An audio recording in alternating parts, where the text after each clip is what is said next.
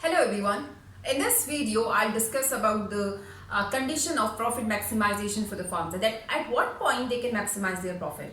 So most of the times when we talk about profit maximizing situation for the businesses, there's one condition we take, that is MC should be equal to MR.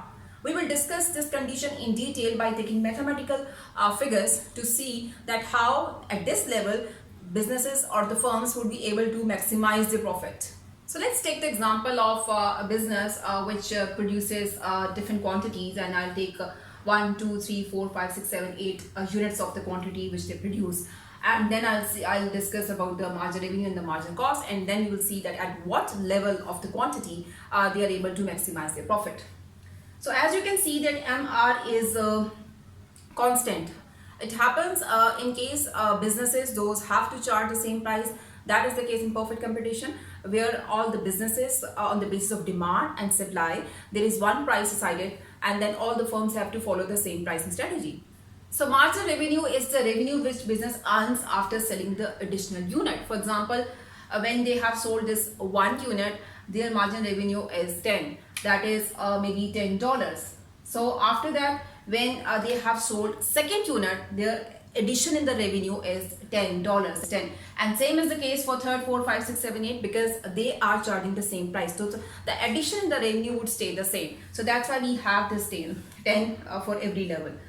Then for margin cost is a cost which business has to incur for producing extra unit. For example, when they produce first unit, they had to pay $10, and when they produce second unit, they had to pay 8, then 6, because we know the relationship that marginal cost decreases first and then it starts increasing. So first of all, it is increasing because of the better returns of the business, and then it would increase after about 6 units. It will start increasing.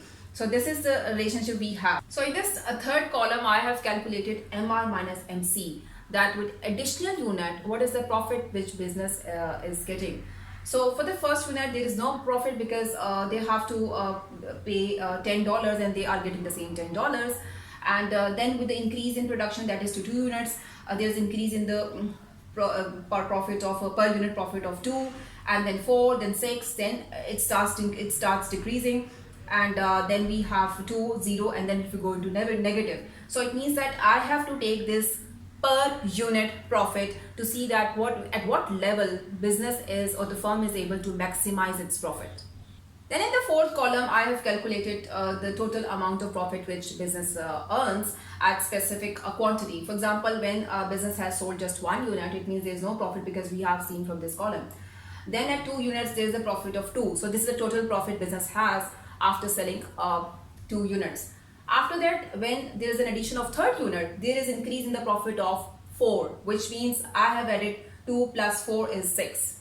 Then with the fourth unit, it is further increase in the profit of 6, and then it is 12, then it is 16, and then at this level, if you can see, it is 18. And after that, at 7 units, there is again the same level of margin revenue and margin cost, where both are equal, and business is not able to further increase anything in the profit, which means profits stay the same at 18. And after that, if business increases its production, it means that they would have decrease in profit.